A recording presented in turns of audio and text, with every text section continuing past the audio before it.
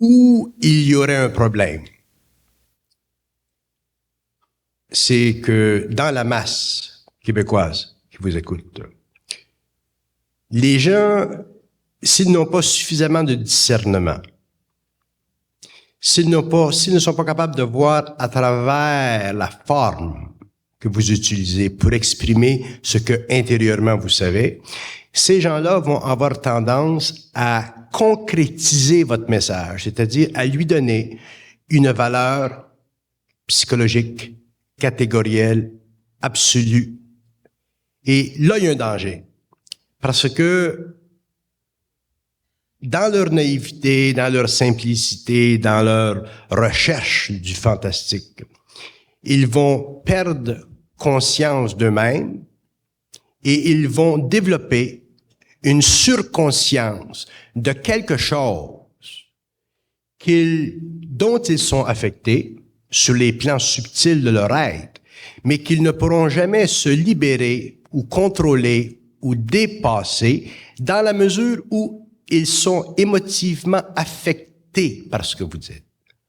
Si vous parlez au public québécois avec les outils que vous utilisez et que les gens, au cours des années, en arrivent à graduellement pouvoir réaliser que les glaneries sont effectivement des glaneries. Vous entrez dans un monde, vous amenez à l'homme par la voie du fantastique ou par la voie du matérialisable, par la voie du concret, des aspects qui font partie de l'invisible, de la conscience planétaire, interplanétaire, terrestre, intraterrestre. À ce moment-là, ces gens-là vont en arriver à développer une intuition de ce que vous savez. Là, à ce moment-là, ils vont cesser, ou ils devraient cesser, de vous voir comme un genre de clown, comme un genre de bonhomme à tendance journalistique sensationnaliste, pour vous voir à un autre niveau, à un niveau plus sérieux, à un niveau plus profond. Donc, ils vont dépasser le masque que dans votre travail, vous donnez, que vous êtes obligé de vous donner pour rentrer, pour pénétrer dans la conscience du public. Puis finalement, ça leur permettra d'éveiller leur intuition et éventuellement d'en arriver à permettre que des gens comme moi, par exemple, qui est un homme sérieux, je fais pas de glainerie, puissent, avec vous ou des êtres comme ça, parler du phénomène extraterrestre. Moi, la raison pour laquelle je ne parle pas du phénomène extraterrestre dans le sérieux de la chose, c'est parce que le phénomène extraterrestre, pour moi, n'est pas compréhensible dans la mesure où les gens n'ont pas suffisamment d'intuition, c'est-à-dire suffisamment de perception interne pour dépasser la forme utilisée dans le public pour leur faire ou pour les rapprocher du phénomène. C'est dans ce sens-là, ce n'est pas le phénomène extraterrestre qui ne m'intéresse pas, au contraire, mais c'est la façon dont les gens le traitent qui me répugne. Si on retourne à vous, vous êtes obligé de le traiter comme vous le traitez, ça fait partie de votre travail, et ça, c'est bien. Mais c'est au public de grandir en maturité et de voir qu'au-delà de la glainerie, au-delà du décodage, au-delà du personnage qui joue avec la forme, il y a une intention d'instruire. Donc, ces gens-là qui sont arrivés à un niveau où ils peuvent bénéficier d'une intention d'instruire pourront aller plus loin dans la compréhension du phénomène extraterrestre. Et c'est là que des personnages pourront venir, soit sur le plan matériel, ou soit sur le plan éthérique, pour instruire les masses du phénomène extraterrestre. Mais tant que les gens demeurent trop émotivement rattachés à la forme imaginaire que vous projetez à cause de votre façon, de votre personnage, à ce moment-là, je n'ai pas d'intérêt créatif à le faire. Vous en faites assez pour tout le monde sans que moi, je me mette le nez dedans. Par contre, si jamais, pour une raison ou une autre, on faisait une étude du phénomène extraterrestre, je ne pourrais pas le faire dans un public non averti. Je ne pourrais pas le faire dans un public naïf. Je ne pourrais pas le faire dans un public fasciné. Je serais obligé de le faire dans un public rassis, intelligent, intuitif, qui a été éveillé à tout ce qui entoure ce phénomène-là ou d'autres aspects, d'autres appendages. Et là, j'aurai le plaisir de parler du phénomène extraterrestre.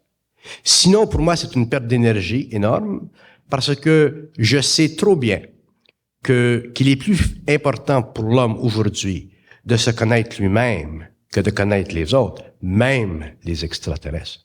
Si l'homme ne se connaît pas lui-même, il ne pourra jamais comprendre ce phénomène. Et l'occulte de cette science est tellement vaste que une personne comme moi-même, au lieu d'aider le public, créerait plutôt de la tension, créerait plutôt de la perturbation, parce qu'à partir du moment où on regarde dans le phénomène de l'invisible, on est obligé de renverser la nature de l'homme. On est obligé de renverser la nature de la vie perçue par l'homme au niveau de son inconscient. On est obligé de renverser la nature de la Terre. On est obligé de renverser la nature du monde animal, plantaire, humain. On est obligé de regarder complètement à l'envers parce que la vision cosmique de l'homme face à tout ce qui existe dans la création, c'est une vision télescopique, mais à l'envers. L'homme regarde d'une certaine façon, l'homme conscient regarde d'une autre façon. Ça fait partie de l'involution et l'évolution. Donc, en tant que personne, je vous ai respecté, je vous ai toujours respecté. D'ailleurs, vous êtes mon ami personnel. Mais en tant que personne sur le plan public, je ne peux pas jouer avec vous la game, le jeu, le mouvement que vous jouez avec la population, parce que ce n'est pas mon rôle. C'est votre rôle à vous, ce n'est pas le mien. Si dans votre rôle, vous en arrivez éventuellement à faire sortir de cette population un certain nombre d'individus, ce n'est pas un grand nombre, mais un certain nombre d'individus qui peuvent connecter avec leur propre énergie, à ce moment-là, il peut y avoir un autre mouvement où on peut regarder dans le culte du mental, dans le culte de la matière, dans le culte de l'esprit, dans le culte de l'énergie, de l'émotion, dans le culte de l'espace, dans le culte du temps. Et à ce moment-là, ça devient intéressant, ça sera un autre cycle. Ça invitera les populations, surtout la population québécoise, à réaliser qu'il y a dans la province de Québec énormément de savoir et que des hommes dans la province de Québec sont prêts à pouvoir connecter avec ce savoir. C'est inutile de connecter avec le savoir si on n'est pas capable de connecter avec soi-même. Donc, les gens qui sont dans le public et qui n'ont pas suffisamment de centres développés, parce qu'ils ne sont pas arrivés à ce stage dans leur évolution, ne peuvent pas s'attendre à ce que le phénomène OVNI soit révélé au-delà de ce que les ufologues essaient ou tentent de faire.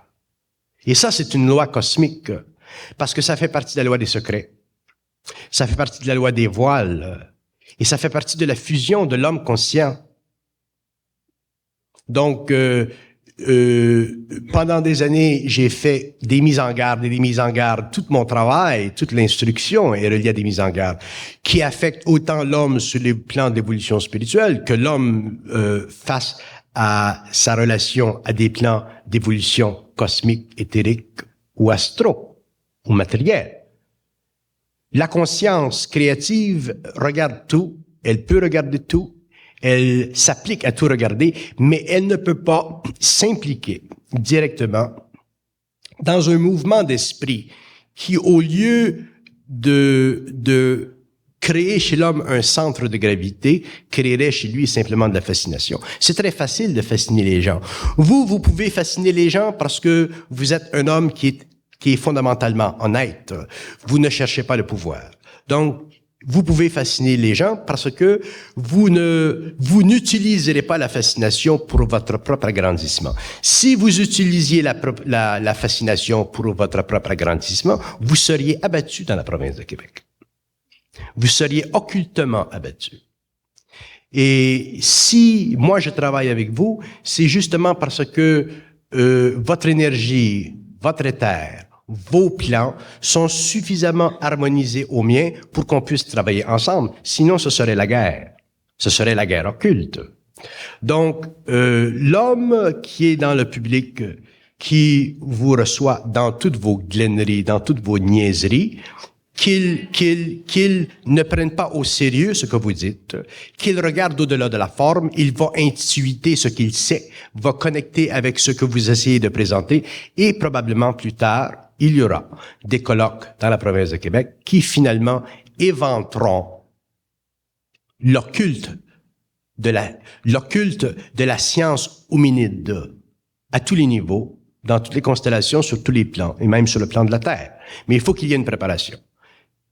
D'ailleurs, la deuxième raison pour laquelle j'ai ésotérisme expérimental, la première étant de normaliser le paranormal, principalement le phénomène extraterrestre, qui blesse beaucoup d'humains qui sont violés dans leur conscience par ces êtres.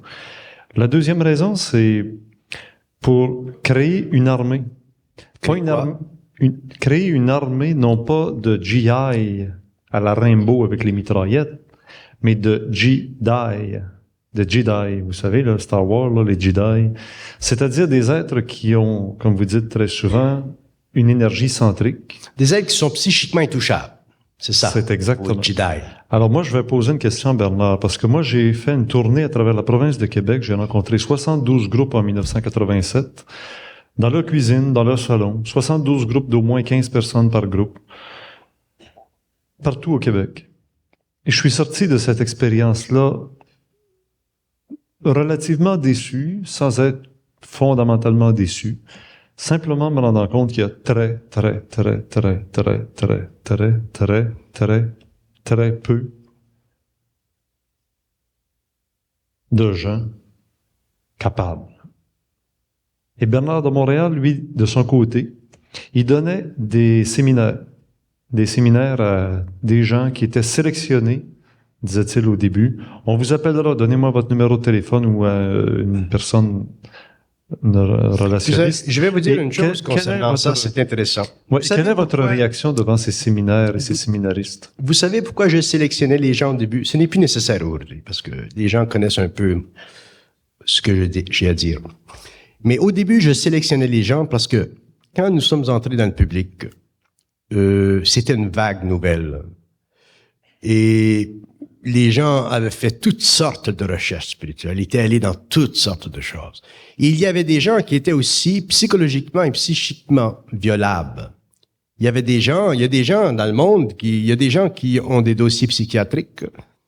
Donc, quand vous avez une vie qui est en faillite, et que vous rencontrez une personne, une vie qui a été brisée, qui vous a amené, par exemple, à un institut psychiatrique, et que vous rencontrez un bonhomme qui parle de choses que nous ne retrouvons pas en général dans les classes libres, à ce moment-là, les personnes sont attirées, les personnes sont fascinées, et ce qu'ils ne réalisent pas, c'est que des paroles ou des sujets qui sont fondés sur une conscience créative, au lieu d'aider ces personnes, peuvent les casser encore plus.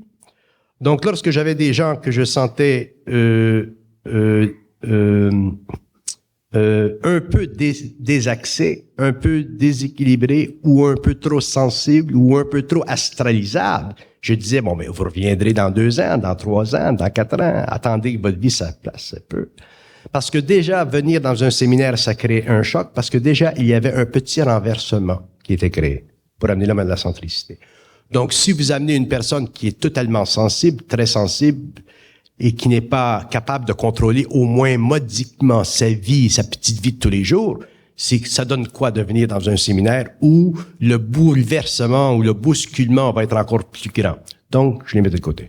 Mais au cours des années, les gens me connaissant plus, les gens ayant écouté mon matériel, les gens m'ayant un peu plus mesuré, ce tri n'est plus nécessaire.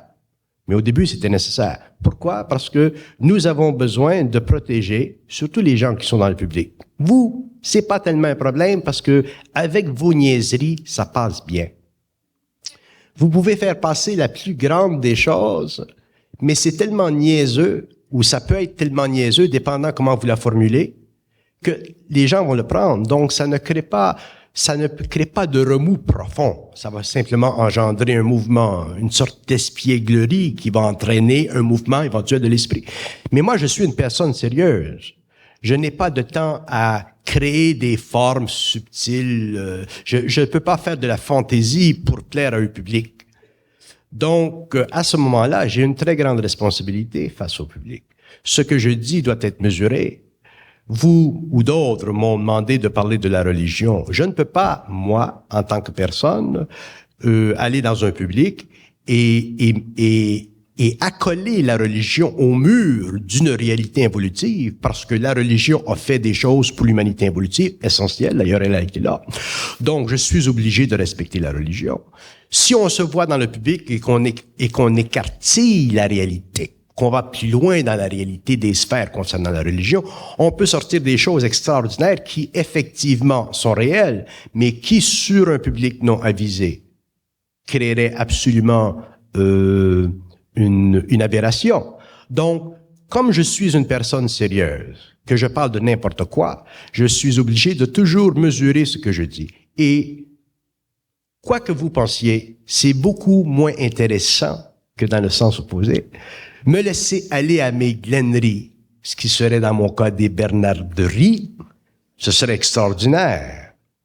Parce que je manque dans la vie, dans le public, de pouvoir exposer ce que je sais. Pour moi, c'est une sorte de souffrance interne. Mais je suis obligé de supporter cette condition. Je peux, par contre, l'échanger dans des couloirs fermés. Alors que vous avez le plaisir de faire vos glenneries. Vous avez le plaisir, donc vous avez un public léger, vous avez un public sérieux, vous avez toutes sortes de publics.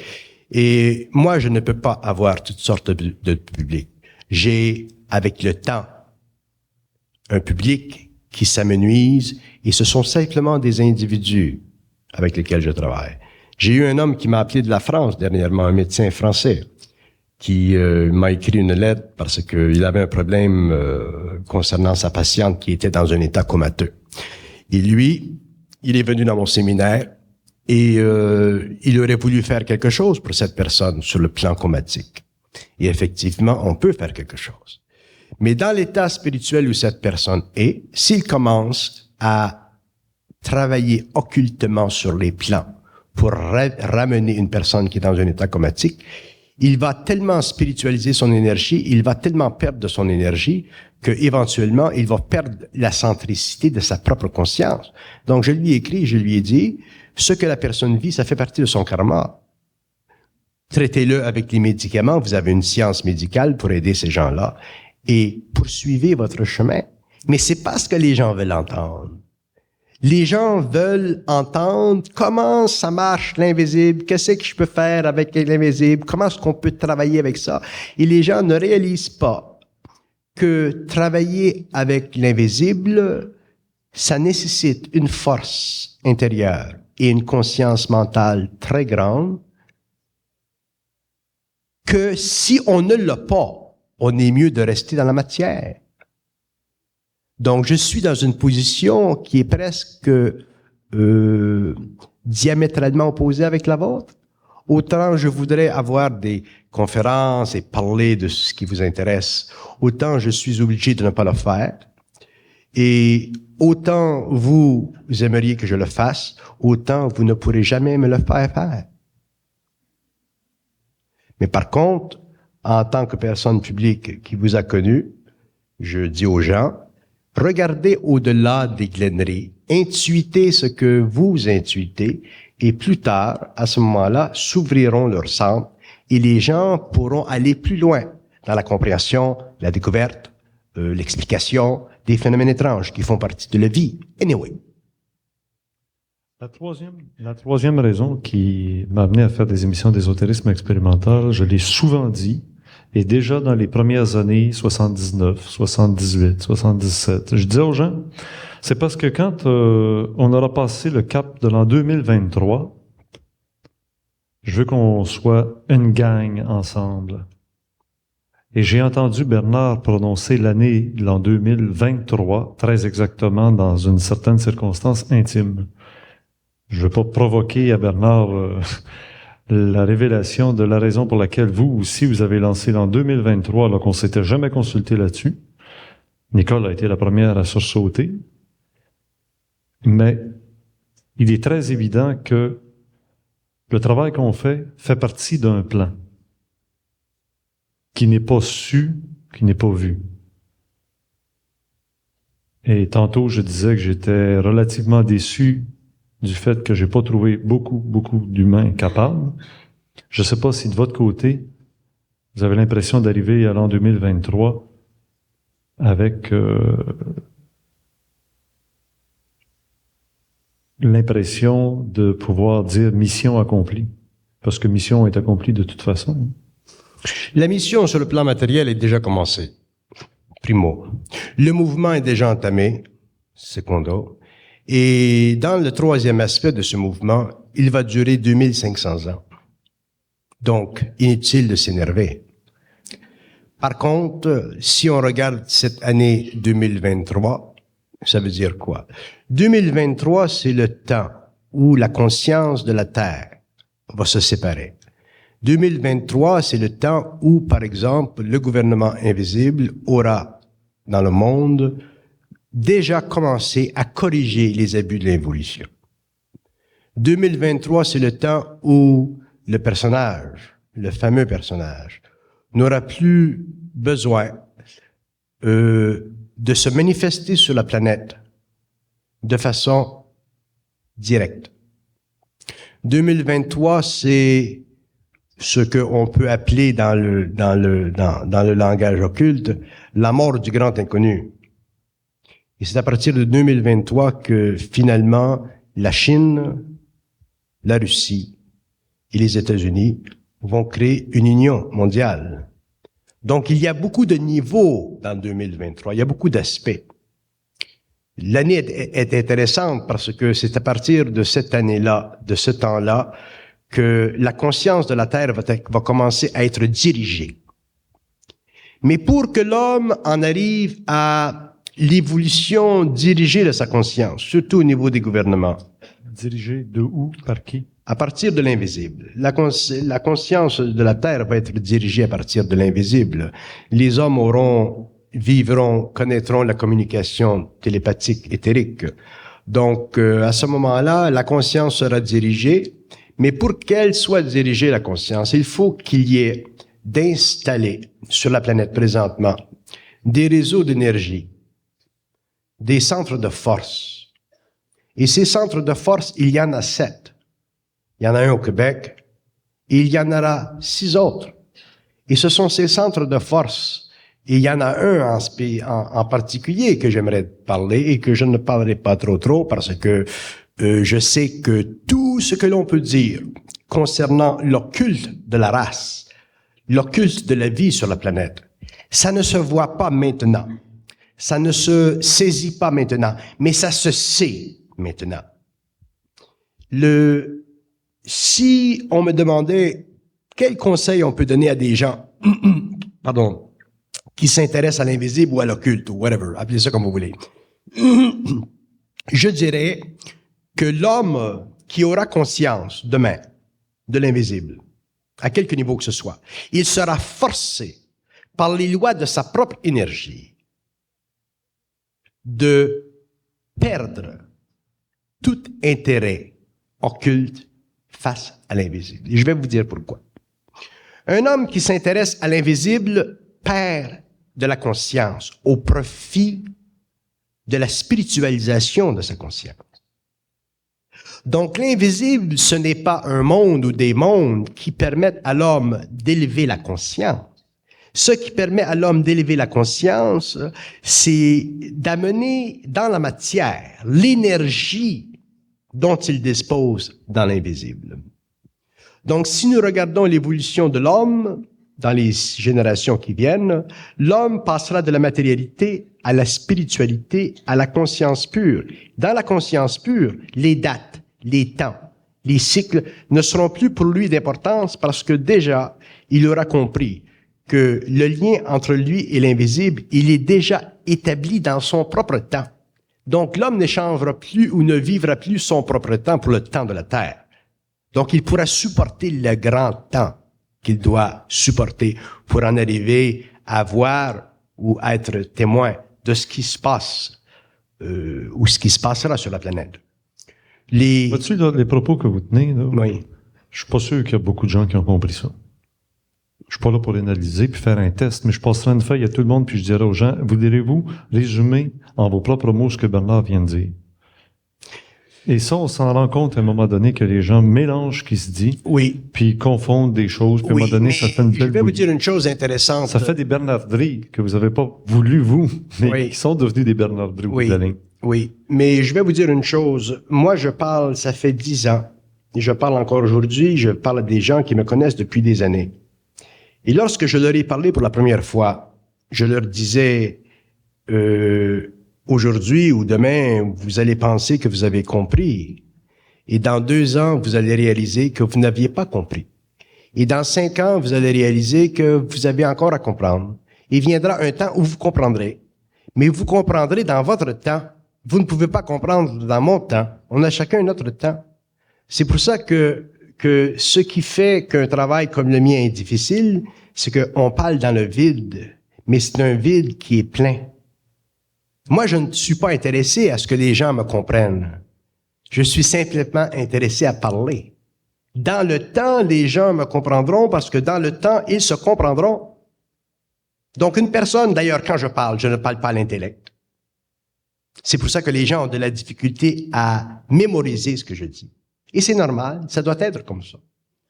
Mais si les gens veulent comprendre ce que je dis à partir de l'intellect ou du plan psychologique, ils vont réaliser, lorsqu'ils auront un plan psychique développé, que ce que j'avais dit, ce n'était pas ça, mais que c'était ça. Parce que la forme sera totalement différente. Donc, vous parlez aux gens et vous avez le plaisir d'être compris, dans ce sens que vous avez le plaisir d'être reçu.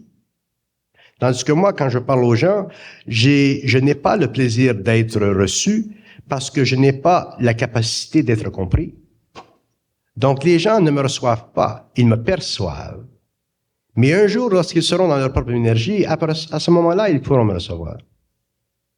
Donc, faire ce que je fais, ce n'est pas le fun, ce n'est pas plaisant, parce que ce que je fais, je ne le fais pas pour aujourd'hui, pour demain, je le fais pour dans 10 ans, 15 ans, 20 ans. Je le fais pour l'individualisation de l'homme. Je le fais pour le temps où il entrera dans son énergie et qu'il réalisera finalement qu'il n'y a pas sur la terre, dans les temps où nous entrons, de maître. Il n'y en a plus de maître. Et les hommes qui auront compris qu'il n'y a plus de maître, qu'il n'y a plus de personnes dans le monde pour te faire savoir quelque chose. Il y a des gens dans le monde pour échanger avec toi, oui.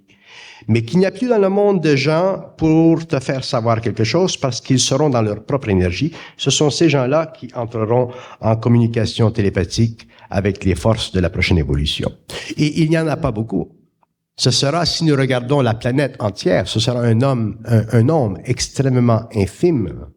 Et ce n'est pas nécessaire qu'il y en ait beaucoup. Mais c'est nécessaire qu'il y en ait quelques-uns. Mais pourquoi, d'ici ce temps-là, les inconscients vont quand même mettre à feu et à sang la planète? Ça fait partie du karma mondial. Les mémoires de l'humanité doivent être revécues. Ça fait partie du pouvoir de l'astral sur la conscience humaine. Ça fait partie du pouvoir des forces lunaires sur la Terre. Le soleil n'est pas en puissance encore. Le soleil s'éveille sur les plans telluriques, mais il n'est pas en puissance. Si nous regardons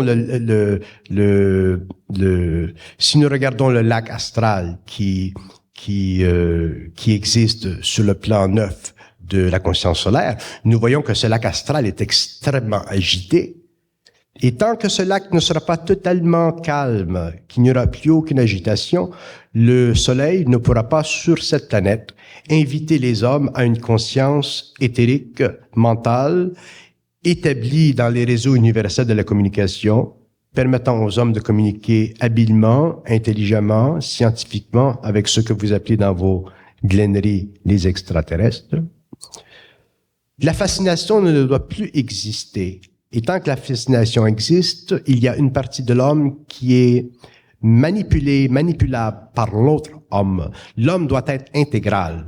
Et les hommes qui auront une conscience intégrale, qu'ils viennent de quelque pays que ce soit, ce seront ces êtres-là qui travailleront avec ces forces. Ce ne sera pas à l'échelle mondiale, mais les fleuves, le courant, le mouvement, l'énergie qui viendra de cet ordre créatif aura des conséquences sur l'évolution de la Terre. Est-ce que Bernard peut me dire pourquoi lui parle de tout ça? Je parle de tout ça parce que je le sais. Je parle de tout ça parce que ça fait partie de ma conscience créative. Je parle de tout ça parce que ça permet à l'homme d'ajuster sa vision. Ça permet à l'homme d'ajuster son intuition. Ça permet à l'homme de dépasser les formes subjectives, astrales de sa conscience involutive. Ça permet à l'homme de savoir et de réaliser que l'homme, ultimement, sait. C'est pour ça que je parle de cela. Et pourquoi ça vous est arrivé à vous? C'est pas de ma faute. Pourquoi ça vous est arrivé à vous? Pourquoi ça vous est arrivé à vous? Chaque être humain vit sa conscience. Si nous entrons dans le culte de pourquoi ça m'est arrivé à moi, là, c'est une autre chose. Et probablement, vous aimeriez ça que j'en parle, mais j'en parlerai pas. Mais effectivement, il y a des raisons. Mais moi, si c'est l'ego inconscient, c'est le mental brumeux, ténébreux de l'homme évolutif qui fait que pourquoi moi? Et l'homme sera obligé, avec le temps, et c'est pour ça que le temps est long, de pouvoir absorber cette énergie, ce rayonnement. Et en l'absorbant, il deviendra fort, et éventuellement, quel que soit ce qu'il a à faire dans le monde, quelque force qu'il ait à manipuler psychiquement, quelque force qu'il ait à diriger dans le monde, il ne sera totalement pas épris du pouvoir. Des gens pensent que être un personnage d'un ordre ou d'un autre, c'est intéressant parce qu'ils le voient de leur point de vue.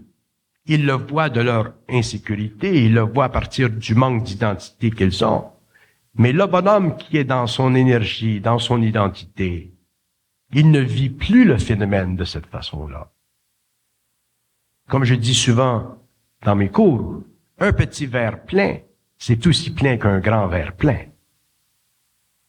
Donc, si le petit verre plein veut être aussi grand que l'autre verre plein, il perd son temps, c'est une illusion. S'il est plein, lui, chacun ses capacités.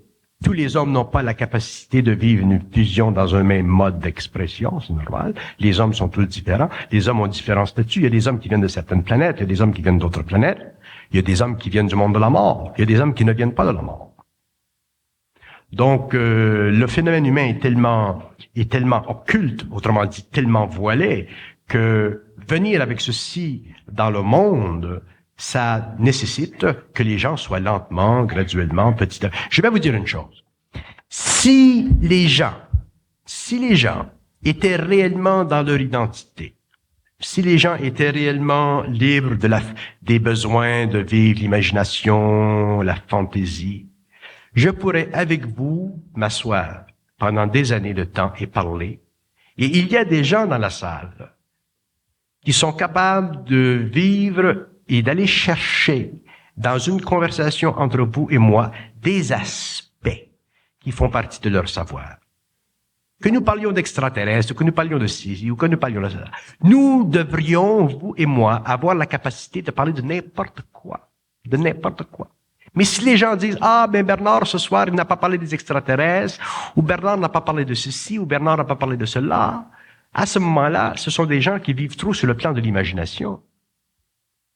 S'ils vivent sur le plan de l'imagination, ils ne peuvent pas entrer en harmonie vibratoire avec une conscience supramentale. Donc, ils perdent un niveau de conscience mentale des choses qui sont réelles, qui sont fondamentales et qui mènent à d'autres choses. Mais ça, on n'y peut rien.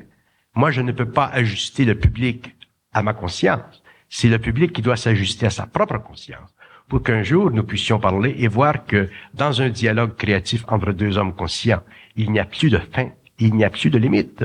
Ce sont les conditions, ce sont les impositions que le public nous donne ou nous fait qui fait que ça coupe la vibration. Pourquoi Bernard maintenant s'engage dans des œuvres littéraires? Et de plus en plus, ça sera littéraire. Oui, j'ai regardé justement des textes parce que j'ai donné la permission qu'on publie mes cassettes que j'avais gardées fermées depuis des années. Soit publié par écrit, là. Qu'ils soient publiés par écrit.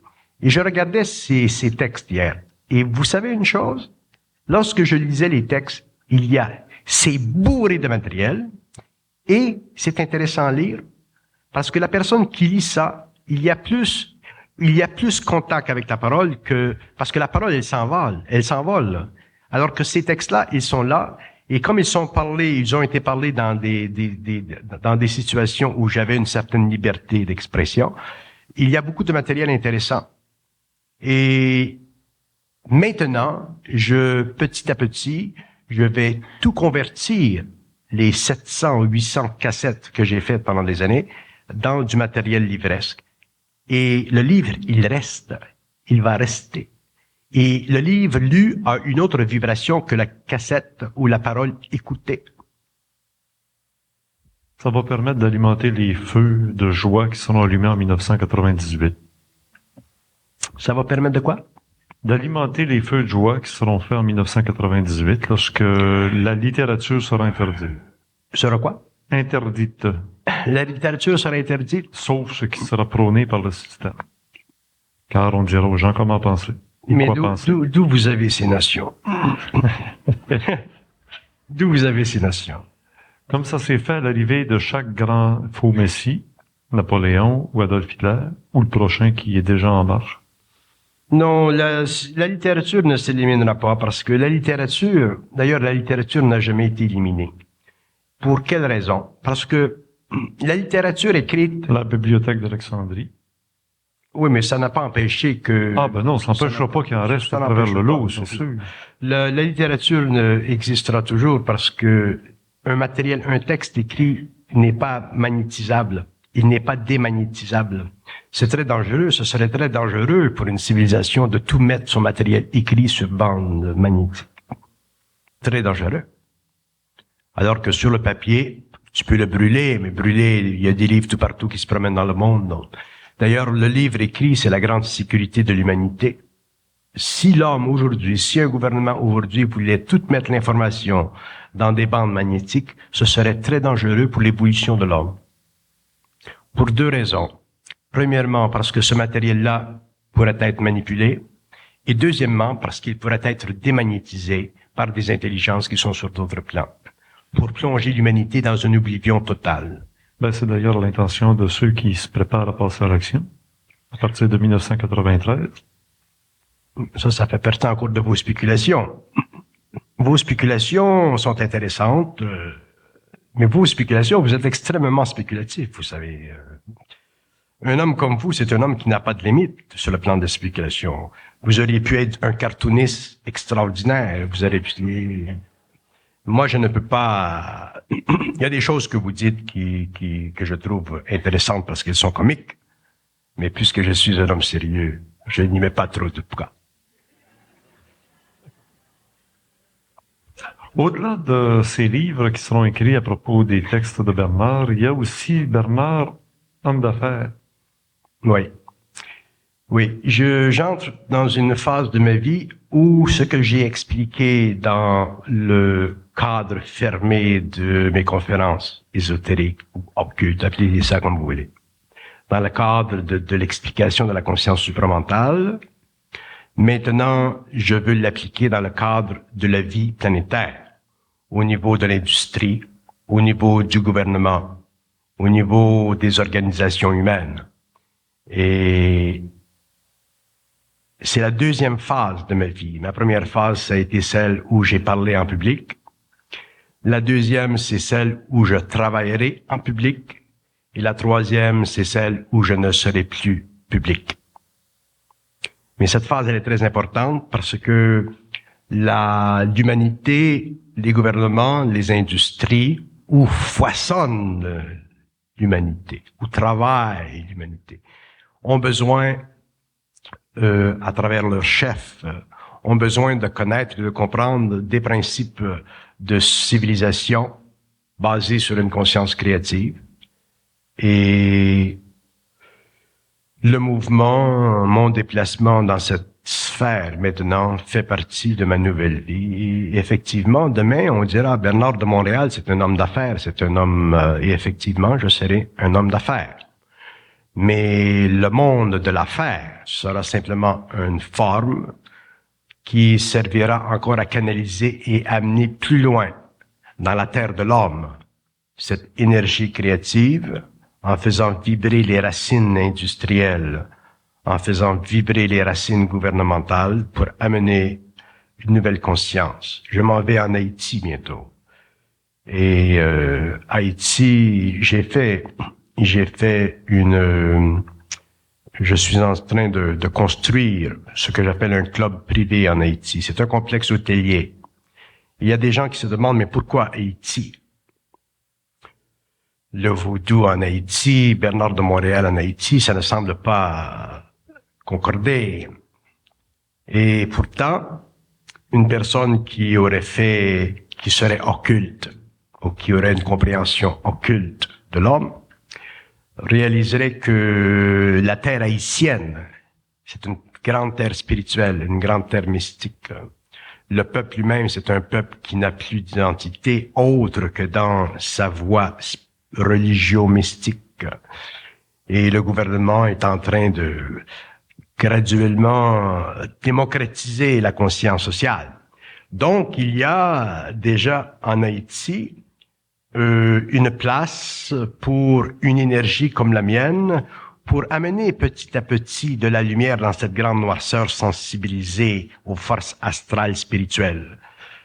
Et mon contact avec des gens là-bas va permettre aussi de jeter de la lumière sur leur forme de religion, d'éclairer la masse haïtienne au niveau de l'emprise religion, mais aussi au niveau de sa fonction. Donc, l'homme conscient ira tout partout dans le monde. Il amènera son énergie, il la placera dans le monde. Et avec le temps, cette énergie-là créera ce qu'elle aura à créer. Et en même temps, si nous regardons ceci d'un point de vue purement matériel, ça permettra à des gens qui ont une certaine sensibilité, qui sont, comme vous dites, sur une certaine longueur d'onde, d'aller se reposer dans un paysage qui est très retiré, parce que quand je parle d'Haïti, il y a effectivement à Haïti beaucoup de pauvreté et des endroits qui sont difficiles. Mais là où j'ai situé ce site, c'est très beau. Et ça permettra à des gens qui ont une certaine sensibilité d'aller se reposer l'hiver, parce que l'hiver québécois est très difficile. Ça leur permettra de se reposer pour une semaine, 2 semaines, ainsi de suite, au lieu d'aller dans les grands hôtels ou dans les centres touristiques à l'international, qui deviennent de plus en plus des trappes touristiques et des endroits qui ne sont plus plaisants, qui sont trop ombragés, parce que le tourisme n'est pas respecté, il y a trop d'exploitation, trop de vols, ainsi de suite. Donc, ce sera réellement fermé, mais pas simplement fermé à des gens qui font partie d'un certain acabit ésotérique, mais réellement ouvert aussi à des gens d'une grande sensibilité. Il y a des gens dans le monde qui n'ont pas fait cette démarche, mais qui sont bien, qui ont une sensibilité. Donc, ces gens-là pourront être parrainés et aller aussi se reposer dans un endroit où, finalement, ils auront la paix. Ce sera tranquille, la vibration sera bonne. Et après 2 semaines de vacances, ils pourront revenir chez eux dans leur pays et continuer à travailler. Pourquoi 2 semaines? 3 semaines. Il y en a qui resteront plus longtemps, quoi. Mais ça dépend de la vocation de chacun. Oui. Mais ça, c'est quelque chose que j'ai promis depuis des années à tous les gens que je connais. Et il faut que je le réalise. Et je vais le réaliser malgré tous les obstacles. Il y a beaucoup d'obstacles. Il n'y a pas d'infrastructure en Haïti. Et ces gens-là parlent une langue qui est très différente de la nôtre, bien que ce soit une langue qui soit connectée au français. Déjà, aussi, ça c'est bon, parce que au moins on sent qu'on est chez nous.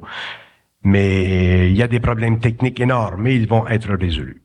Les nègres blancs d'Amérique, ils vont retourner leurs cousins. Pardon? Les nègres blancs d'Amérique. Les nègres blancs d'Amérique, oui. Ce sont les Québécois. Retrouver leurs cousins. Ils vont trouver leurs cousins. Ouais, c'est intéressant, si vous voulez, ouais. Ouais. C'est intéressant, ça. Ouais. Il y a certainement de la couleur dans votre mental, hein? Toujours. Ça fait partie des glaneries. Alors, on a fait à peu près le tour d'horizon de cette fin de cycle avec Bernard en public, en conférence, avec Glenn. Ça se finit au mois de mai 1989. Et là, pour de bon. Les autres rencontres en public se feront à travers les émissions de télévision, probablement, où on présentera Bernard sur un nouvel aspect, c'est-à-dire en table ronde, comme on le fait actuellement dans les émissions, où 2, 3 autres personnes, ou ayant lu le livre de Bernard, ou ayant assisté à des conférences, ou ayant fait des cheminements, seront pas confrontés, mais rencontreront Bernard pour essayer de chercher en dessous. Oui, nous sommes rendus à un point où tout ce que j'avais à dire sur le plan psychologique a été fait. Maintenant, nous sommes rendus à un point où nous devons rencontrer des hommes qui sont dans le monde, des hommes qui sont dans la politique, qui sont dans les affaires, qui sont dans la science, qui sont dans la religion, qui sont le plus possible enracinés dans le monde. Pas nécessairement des hommes qui sont dans l'occultisme ou l'ésotérisme. J'en ai ras le bol de l'ésotérisme. Mais des hommes qui sont dans le monde et qui façonnent le visage de la civilisation. Et des rencontres avec des gens comme ceux-là, seront intéressantes parce que ça permettra d'amener une conscience nouvelle à une intelligence déjà sensible. Parce que ces gens-là sont déjà des gens actifs. Mais moi, je me demande comment Bernard, sur un bureau d'homme d'affaires, réagit. Comment il peut se servir du supramental pour agir? La conscience supramentale, c'est une conscience créative, donc elle s'applique à n'importe quoi. La conscience supramentale s'occupe ou pénètre toutes les sphères de l'activité humaine. C'est une conscience créative, la conscience supramentale. Tu sais, je vais être assez catégorique avec Bernard de Montréal. Bon, une mère voit son enfant retiré de l'école parce qu'il n'est pas vacciné. Les examens de fin d'année sont mis en otage, c'est-à-dire s'il n'est pas vacciné avant le 10 juin, il ne passera pas ses examens de fin d'année, donc il va rater son année scolaire. Alors Bernard de Montréal est consulté. Bureau de consultation. Bernard de Montréal, qu'est-ce que je dois faire? Mes enfants doivent-ils être vaccinés? J'ai appris qu'il y en a qui sont morts suite à des vaccinations. Mon enfant a déjà très mal réagi en bas âge à des vaccinations. Je veux pas qu'il soit vacciné. Je ne répondrai pas à des questions directes. Autrement dit, je ne m'impliquerai pas dans un jugement médical. Ce que je ferais, par exemple, si j'avais à répondre à cette question, je le ferais d'une façon indirecte en réunissant des gens qui sont dans le monde médical. Et là, je parlerai du phénomène de la vaccination dans le monde médical. Je parlerai du phénomène de la conscience des virus. J'établirai je démontrerai les centres de résonance des virus, parce que les virus existent, ils ont des habitations. Le corps humain n'est pas, le corps humain, c'est un monde, c'est un espace matériel qui est extrêmement sous le contrôle des forces élémentales. Donc, avec des médecins qui ont une certaine sensibilité, nous explorerions le monde viral et nous pourrions, s'ils ont des laboratoires, faire des études ou faire des expériences dans le monde, dans ces laboratoires, à partir de données qui seraient issues d'une conscience supramentale ou créative. Êtes-vous intéressé à rencontrer de ces gens-là dans mes émissions, c'est-à-dire une table ronde avec 3 biologistes? Oui, je ne dis pas non à rien. Il y a un temps, il y a mon temps, il y a le temps. Ouais. Je ne dis pas non. Ça peut être un type de formule. Tout se fait dans le temps. Je ne dis pas non à rien. Tout m'intéresse. Tous les hommes m'intéressent. Toutes les activités m'intéressent. Seulement, il y a un temps. Je ne peux pas non plus, moi, me surcharger. Je suis déjà très chargé. On dirait que Bernard essaie de... J'essaie toujours de travailler le moins possible, oui. Oui. Ouais. Alors c'est ça, je me pose la question sur le plan très concret terre à terre. Être branché sur le supplémentaire, est-ce que ça donnera les réponses aux questions que des gens pratiques essaient de trouver depuis des milliers d'années? L'homme a été donné beaucoup de réponses en ce qui concerne la conscience depuis des années.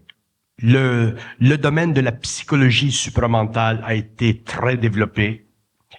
Et ça, c'est une phase qui est faite.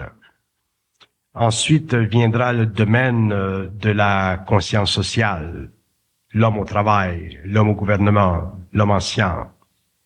Et ensuite, dans une troisième étape, viendra la science.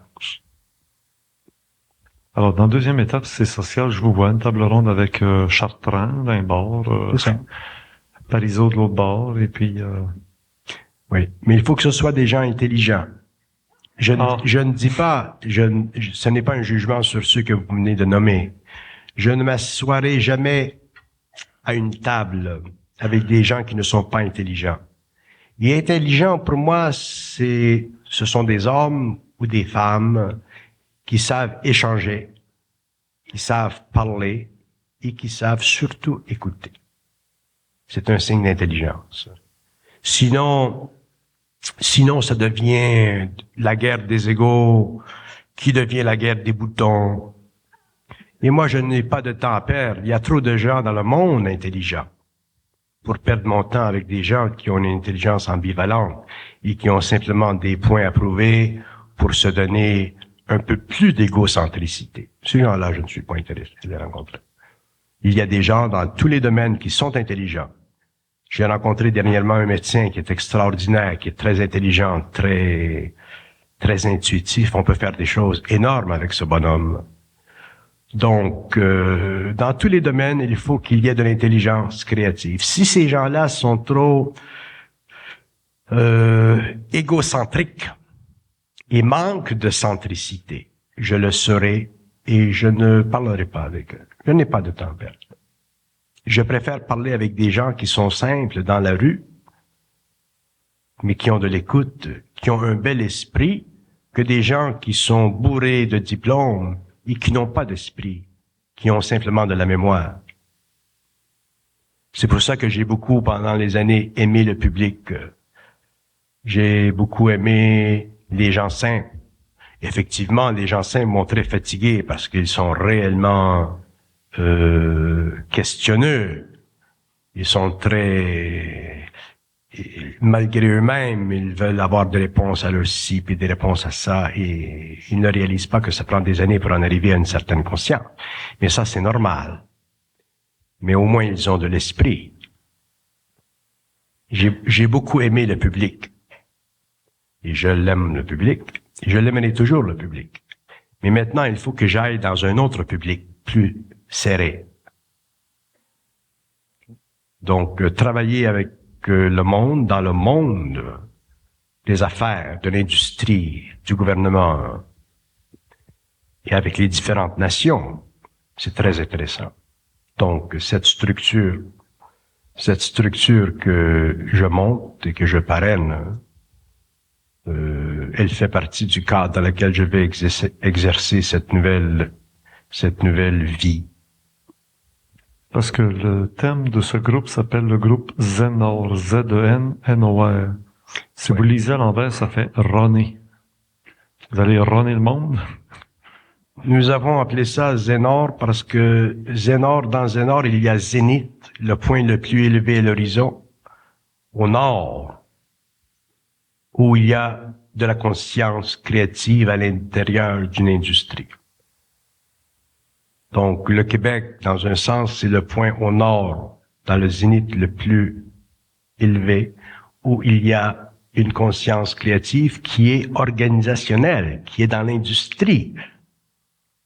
Donc, si nous parlons à des industriels, si nous sommes dans le monde industriel, il y a une vibration dans nos relations qui est créative. Il y a déjà une douzaine d'entreprises reliées au groupe Zenor. Est-ce que vous lancez un appel à tous ceux qui ont des petites entreprises, moyennes et petites entreprises, de vous contacter, peut-être pas vous directement, mais s'ils veulent se joindre à ce joint venture de toutes les entreprises qui font partie du groupe Zenor? Ce n'est pas facile de se joindre au groupe parce que le groupe, pour qu'une personne se joigne au groupe, il faut qu'elle ait un programme réellement solide. Sinon, les gens qui s'occupent de cette sélection vont le mettre de côté. Les gens qui sont dans cette organisation sont spécialistes dans leur domaine, connaissent les affaires. Et si quelqu'un vient K1, KA pour se greffer à cette organisation, ils ne pourront pas tenir le coup. Parce que cette organisation, elle vibre énormément et il y a des lois internes, créatives, vibratoires qui tiennent tout ceci ensemble. Ces gens-là ne pourront pas tenir le coup. Par contre, si ce sont des gens qui sont solides, à ce moment-là, ils pourront bénéficier d'un rapport avec l'organisation et l'organisation aussi pourra bénéficier de leur expérience. C'est un échange. Tout est basé sur un principe d'échange. Mais il ne faut pas venir dans cette organisation sur une base de charité psychologique ou de charité financière. Il faut être créatif. Il faut savoir où l'on s'en va. Vous ne prêtez pas de l'argent. Si nous prêtions de l'argent, ce serait pour des raisons créatives, oui, mais non pas pour des raisons passives. J'en vois une ici, la raison d'être de Concept Total, c'est la mise en œuvre de systèmes de distribution et de produits de santé. Oui, ça fait partie d'une des organisations. La compétition aux produits de Jean-Marc Brunet? Non, vous savez, je vais vous dire une chose intéressante. Vous entrez dans un monde vorace, là, tout ça. Quand vous entrez dans le monde à partir d'une conscience créative, vous n'êtes jamais en concurrence. Le principe de la concurrence fait partie du principe involutif des affaires. Il ne devrait pas y avoir de concurrence dans le monde. Si l'homme suivait sa vibration, si le chef d'entreprise suivait sa vibration, il irait où son énergie le mène. Mais comme l'ego est là, il bloque l'énergie, l'homme est obligé de devenir concurrentiel. Donc la lutte commence, c'est l'astralisation de l'argent, c'est l'astralisation de la business, le pouvoir, de l'industrie, encore le pouvoir. Alors vous existez parce que vous aimez faire ce que vous faites. Peu importe qu'il y en ait d'autres qui le fassent à côté. Vous dites, nous autres, on va être différents. Puis des gens choisiront par la différence, par la créativité. On ne peut pas, on doit coexister dans le monde. On doit travailler avec d'autres dans le monde. D'ailleurs, si une personne se rapprochait trop de la vibration de cette organisation, elle serait obligée par vibration de connecter avec elle. Parce que c'est là qu'elle trouverait une mesure plus probable de sa propre évolution. Donc, on ne peut pas être concurrentiel. D'ailleurs, c'est ce que je reproche. C'est ce qui m'attriste un peu. Vous dites souvent, vous faites des glaineries. Souvent, concernant ma personne dans la province de Québec, vous dites, il y a des petits Bernards et tout ça. Il y a des gens dans la province de Québec qui ont une grande sensibilité, qui ont des choses à faire, qui ont des choses à dire à leur niveau selon leur expérience. Et ils se trouvent une niche. Et plus l'homme va évoluer, plus l'homme conscient va ressembler à l'homme conscient.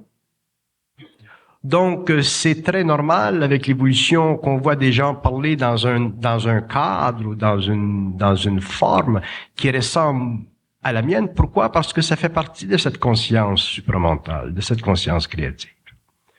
Mais ce qui est malheureux, c'est que les gens qui, sauf quelques exceptions, n'ont pas la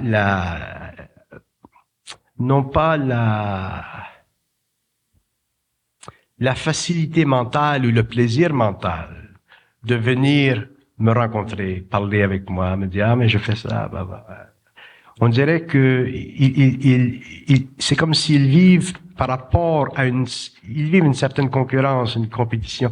Et ça, c'est une illusion. Une guerre de clochers ésotériques. Pardon? Une guerre de clochers ésotériques. Comment vous appelez ça, une guerre de clochers ésotériques? Ils sont chacun dans leur petite église. C'est pas, et ce sont des gens merveilleux. Et les gens merveilleux, ou les gens qui sont intéressants, créatifs, sensibles, qui ont de l'intelligence, devraient se rencontrer. S'il y a des gens qui devraient former une table ronde, ce sont ces gens-là. Oui, ça serait peut-être la première. Il y en a un qui a osé venir dans mes séminaires. Vous n'êtes pas venu parce que je n'ai pas voulu que vous veniez, pour des raisons vibratoires. Mais il y en a un qui a osé venir dans mon séminaire. Et ça l'a pris des mois et des mois et des mois avant qu'il se décide. Finalement, quand il est venu, il était content, et ainsi de suite. Donc, ça lui a pris un certain courage. Mais pourquoi un certain courage. Pourquoi ce ne serait pas facile de rencontrer des gens comme vous, comme moi et comme d'autres? Ça devrait être facile. Donc, il y a encore trop d'ego dans la conscience ésotérique. Et c'est très dangereux parce que de l'ego psychologique, c'est une chose. Mais de l'ego qui est occulté, qui entre dans des domaines parallèles, qui explique les choses du monde invisible, le subconscient de l'homme, c'est très dangereux parce que ça mène au pouvoir. Et si j'ai un mot à dire en ce qui concerne mon appréciation avec votre personnage, c'est que bien que vous ayez de la fierté, vous n'avez pas d'orgueil. Il y a une différence entre les deux. La fierté, qu'on ait de la fierté, ça c'est normal. L'homme qui n'a pas de fierté, il se défait. Alors que l'homme qui a de l'orgueil a l'impression d'être intelligent. Et un homme qui a l'impression d'être intelligent, qui se croit intelligent, peut-être, surtout s'il est dans le monde de l'occulte, peut-être très dangereux pour des gens qui viennent vers ces êtres-là pour avoir un peu de lumière, un peu d'intelligence, un peu de conscience créative. Donc vient le pouvoir, et c'est là l'astralisation de l'homme. Et nous vivons dans un temps où l'astral devient de plus en plus puissant. Et d'ailleurs, je suis très conscient qu'au Québec, il y a des individus qui sont suffisamment astralisés pour chercher à créer de l'ambivalence, même dans mon propre personnage. Mais ça fait partie de leur expérience. Je n'irai jamais en guerre contre l'homme. Mais l'homme lui-même, de par sa propre inconscience, se servira ses propres plats. Mais c'est dommage que ces gens-là ne se rencontrent pas autour d'une table ronde, que nous ayons cette élite ésotérique, si vous voulez, qui ont fait de la recherche, qui sont avancés, qui ne puissent pas se rencontrer ensemble et avoir vous comme comment vous appelez ça à la télévision, moniteur ou contrôleur, animateur ou abimateur, ça dépend animateur, abimateur. Donc c'est dommage parce que c'est la population qui manque de quelque chose. C'est la population qui manque. Moi, je dois dire à ce titre-là, Bernard, que la plupart du temps, c'est pas ces gens-là qui ont reculé mes invitations, ils ont toujours accepté. C'est seulement Bernard qui a toujours reculé l'invitation parce que c'est pas le temps. C'était jamais le temps de recevoir Bernard en studio. Maintenant, là, tout le monde est au courant que ça va arriver cet automne. Oui, mais les gens dont vous parlez, ce ne sont pas les gens dont je parle.